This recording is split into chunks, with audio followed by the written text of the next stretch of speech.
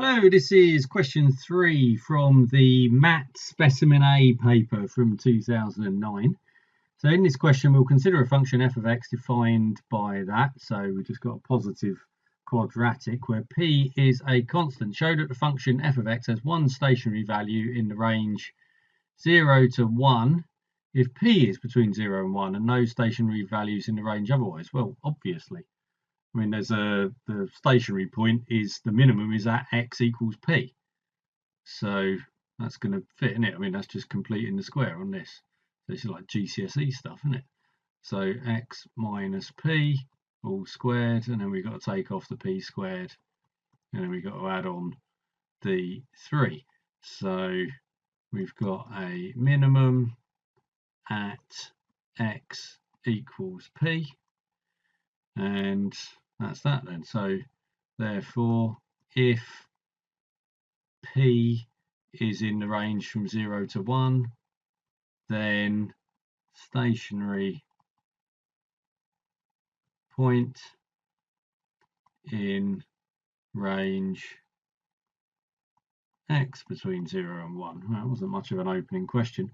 In the remainder of the question, we shall be interested in the smallest value attained by f of x in that range 0 to 1 inclusive. Of course, this value, which we'll call m, will depend on p. So show that if p is greater than or equal to 1, then m is that. Right, so in this case, we've got our window of interest. So we've got a quadratic that's doing that. Our window of interest is over here somewhere, like the minimum where p is has gone off to the right. So if we've got p is greater than or equal to 1, then m is at x is equal to 1. So we just need to put into here that x is 1. So f of x, f of 1 is equal to 1 minus 2p plus 3. Which is 4 minus 2p. Okay. What is the value of m if p is less than 0? Right. Okay. Well, that would be when x is 0. If p is less than or equal to 0, then m is at x equals 0. F of 0 is 3. Okay. Well, they're really not wanting much. Obtain a formula for m in terms of p valid between these points. Well, that's going to be when x is equal to p. So, okay.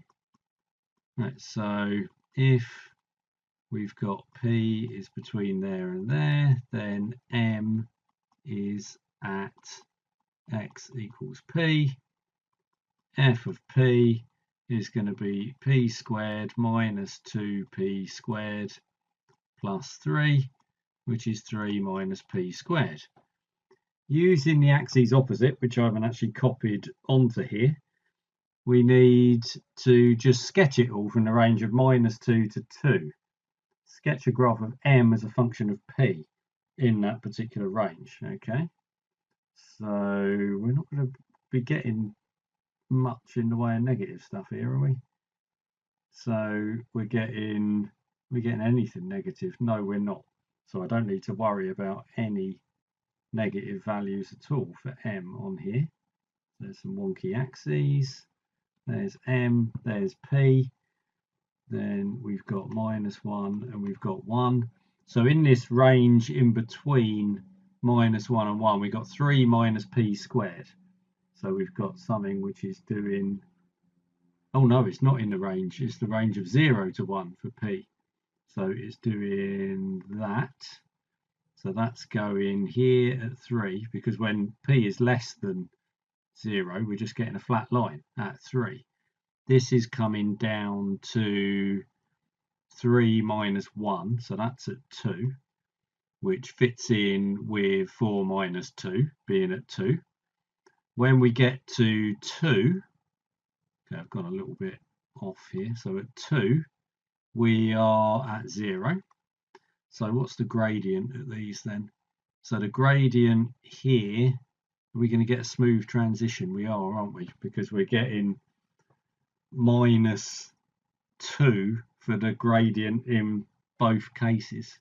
So that's going to go straight up and then into the parabolic section and then go flat. So gradient of -2 meets here. Right, that was a real nothing question, that one. So I might as well do the next one as well, because that's probably not taken up very much time. So I'll move on to question 4 and then stick that one in, see if this has got a bit more meat to it. It looks a bit meatier from these pictures that they've got here. So triangle ABC has got those sides BC, CA, AB, the sides little a, b and c, right? Standard notation for triangles, and the angles are alpha, beta, gamma, right? Yep. And we've got those angles are all acute angles. Okay. Show that the area of ABC is equal to that, right? So they've gone off of the angle alpha. So what we want is to, and this is stuff that you've probably done loads of times, we drop in that line there, and then we've got so let's call that red line H. So we've got the area ABC is a half C times H, and H is equal to B sine alpha.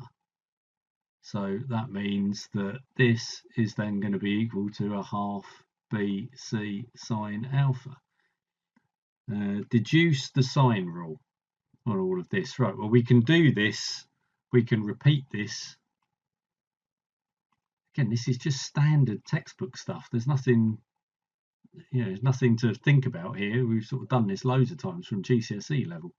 So repeat this for all 3 angles. And that leads us to BC sine alpha equals AC sine beta, which equals BC, BA or AB, whatever way you want to put it, sine gamma. And then we can just divide through. So these ones will give, we can cancel the C's and say that we've got A over sine alpha equals B over sine beta, and then off of those two we can say that B over sine beta is equal to C over sine gamma. So again, you've probably done that loads of times, so not much to say there. Part 2, the points P, Q and R are respectively the feet of the perpendiculars. Yeah, we've already used that in this first part of the question, so that's not that interesting. Prove that the area of PQR, okay, the triangle in the middle, is that thing. Okay, well, that should be easy enough as well, because all we've got to do is take off this, this and this from the main area of the triangle. So we've got then that, well, we've got these sides here. So let's say area AQR. So we can use the result from the first part that we knew anyway. So that's going to be a half AQ times AR times sine alpha. And then AQ, so I just need to get what AQ and AR are on these things. So which one? So I'm going to go off of ABQ. So for AQ, I've got C there, and I've got AQ here, and I've got alpha there. So AQ is equal to C cos alpha, C cos alpha. And I've got that AR is going to be, so now I'm doing, AR is this side, this is my B side, so that's going to be B cos alpha. So I've got then that AQR, the area of AQR, is going to be a half BC cos squared alpha sine alpha. Okay, so that is the area of the triangle, half BC sine alpha, multiplied by cos squared alpha, which is equal to area ABC times cos squared alpha. So we're going to get exactly the same thing for the other triangles. Similarly for, what are they, BPR and CPQ. So that means that I get the area of PQR equals area of ABC minus the area of ABC times cos squared alpha plus cos squared beta plus cos squared gamma. So yeah, we just have to do one more factorization on that, and then I've got area of ABC is 1 minus all of those things. So again, pretty straightforward proof on that one. For what triangles ABC with angles alpha, beta, gamma as above, does the equation that hold? Okay, so we need to get, so if that's all 1, then we're saying the area of PQR is 0. I wonder if I'll fit this on the bottom here. They've all been quite short so far. So i.e. area of PQR equals 0. So that means we need to have, therefore, 2 points, 2 of P, Q, and R are at the same point. They're like coincident at the same point. So we're going to need a right-angled triangle. Right-angled triangle.